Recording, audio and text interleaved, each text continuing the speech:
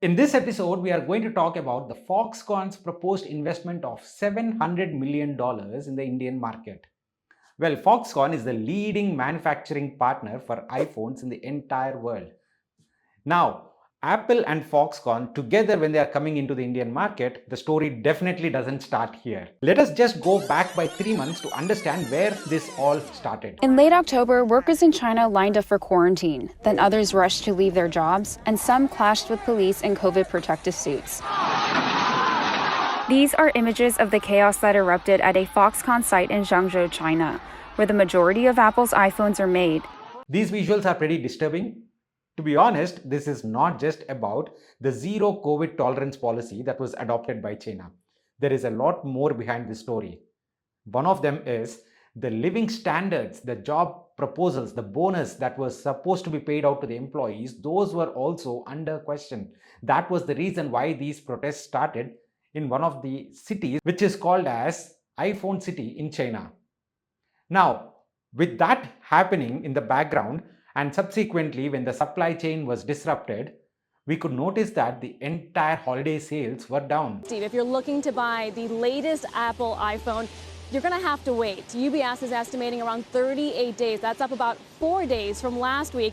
And if you buy an iPhone 14 Pro today, you're likely not getting it in time for Christmas. People had to wait roughly 30 to 40 days to get their hands on their iPhones. And hence, when Apple announced their quarterly results in Feb first week, it was pretty obvious that their iPhone sales have dropped significantly.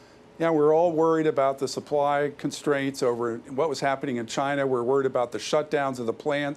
Every analyst were tripping over themselves going into this quarter, trying to lower their unit expectations for iPhones. I heard 6 million up to 10 million in terms of dropping it down. Estimates have put out that close to 6 million to 10 million sales were down for iPhones because of these supply chain issues. And 6 million iPhones means roughly 6 to 10 billion dollars in overall revenues. Huge impact because of the protests at one single factory.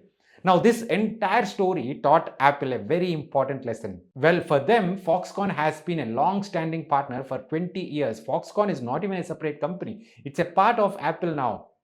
But still, they were dependent on only one single player and one single geography for their entire manufacturing needs. That is the problem which led to their sales decline in the Christmas quarter. And that is the primary reason why Foxconn and Apple are now looking forward to push into other markets. This completely makes sense, but why India? Multiple reasons, right? The first one being language. Indians can speak English. You see, sir, I can talk English, I can walk English, I can laugh English because English is a very funny language. They can understand English and they can communicate, right? All these things make it easier to get the factory going. And when they have these designs that come out from the Silicon Valley offices, it becomes a much more easier job for these Apple executives. Subsequently, it is not just Foxconn and Apple trying to get into the Indian market. Indian government have been going behind tier 1, tier 2, tier 3 manufacturing companies around the world to set up their shops in India. And that was a part of making India an export-driven economy, especially on the manufacturing side. And finally, it is about the subsidies that are coming along with the exports. Production-linked incentive schemes, PLI schemes, are also on the rise. Now, all these things, along with the ease of doing business, which has improved drastically in India, is making this a huge hotspot for emerging and also established manufacturing companies. Now, with all this said, is this a cause for celebration? Should we go out and have a party right now? Well, as we saw in the first visual, the working conditions of these employees are not too good. Well, Foxconn might provide up to 1 lakh jobs, but if the employee working conditions are not good, then there is absolutely no point in celebrating. Once the jobs are given, once the living standards coming out of these jobs are established properly, then let's go ahead and celebrate. I hope you are aligned with me. We'll see you again tomorrow. Take care, guys. Bye-bye.